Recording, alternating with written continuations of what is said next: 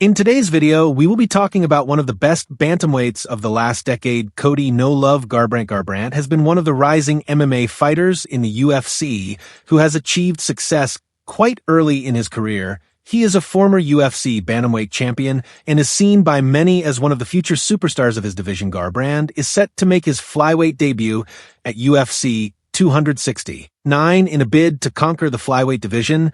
But what were the key moments in Garbrandt's UFC career? Who were the key influences that led to his rapid ascension in MMA?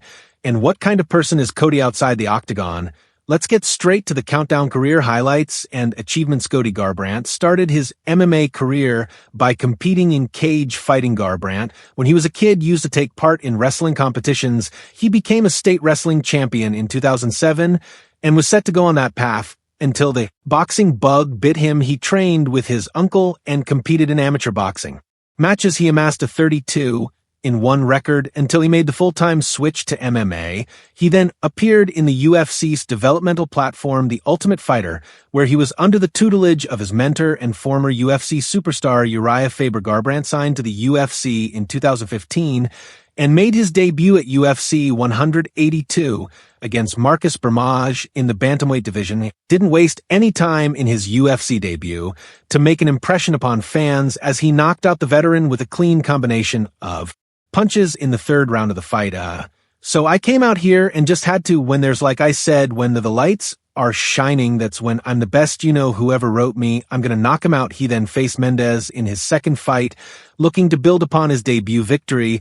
This time, Garbrandt displayed his speed and precision by catching Mendes with a powerful right hook, which finished his opponent in the first round. Cody's superior boxing and speed in the bantamweight division enabled him to build on a 5-fight win streak, where he earned knockout victories over the likes of Thomas Almeida and Mitsugaki. His victory over Thomas Almeida ascended him towards a possible title shot as he knocked out the unbeaten Almeida within the first round, proving his readiness to compete at the top of the division. By this time, Garbrandt had made a stellar start to his MMA career with 10 victories and no losses. This ensured he would be next in line to face the bantamweight champion Dominick Cruz. Cruz at that time was the best bantamweight of the UFC and was unbeaten for over a decade, so Garbrandt knew the enormous challenge he had on his hands to dethrone the champion, but was relatively confident he had the tools to be dominant. Prior to that fight, many believed that Garbrandt's high-octane style of fighting might play into Cruz's hands,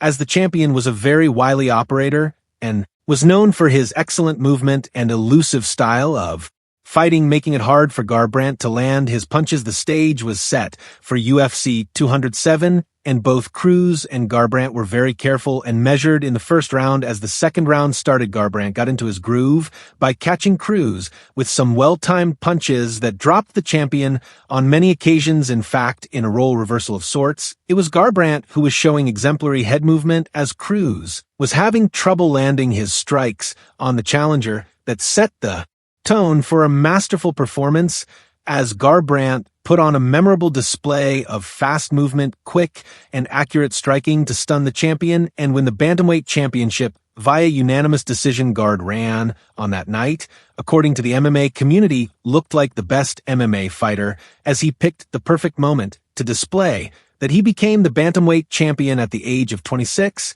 and was touted to be the next superstar of the UFC. I'm the best fighter in the world at this time. Garbrandt had an 11-0 unbeaten MMA record. He would then swear up against his former friend and training partner TJ Dillashaw at UFC 217 at Madison Square Garden for the first title defense. The pair have a lot of history and animosity together, as TJ was accused of deflecting to a rival camp of Team Alpha Male.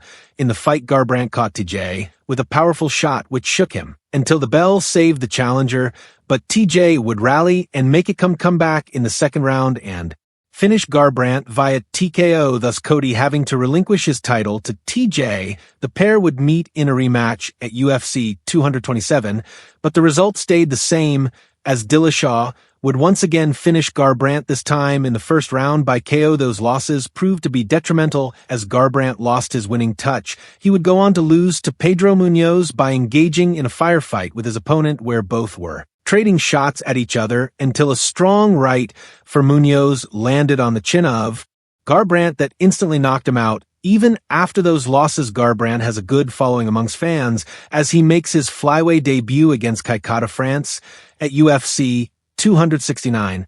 The move is made with the aim of becoming the two-division champion of the UFC by conquering the flyweight division number 6 salary. Garbrandt is a popular UFC fighter, so he salary earns a decent amount of money for his fights. His last fight against Rob Font earned him a salary. His highest paycheck of his UFC career came at UFC 217, where he earned $398,000 in his title defeat to TJ. His career earnings stand at a decent $1.7 million, and that figure is expected to increase as Garbrandt still has a long career ahead of him, even after becoming the bantamweight champion very early in his career.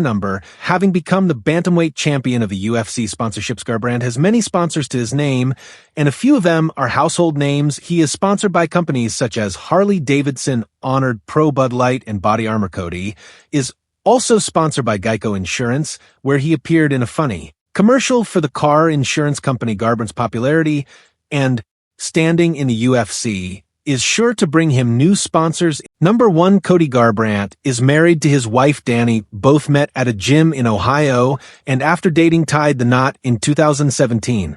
The marriage ceremony was kept private, and rumors of it were confirmed when Dani changed her last name to Garbrandt, confirming their marriage. Dani is an inspiring model and social media influencer. They have a kid named Kai Fisher Garbrandt, and the family still lives in Cody's hometown back in Ohio. So, finally, after looking at Cody's career, his lifestyle, and his salary and endorsements, Cody's net worth stands at $1 million and going. By the length of his career in front of him, his net worth is surely going to rise in the coming years. And by this, we have come to the end of our video today. But before leaving, we would like to know, can Cody Garbrandt become the next superstar of the UFC? What are your views on his move to the flyweight division? And what was your favorite Cody story from the video? Let me know in the comments below. And don't forget to share, like, and subscribe to our channel. Until next time.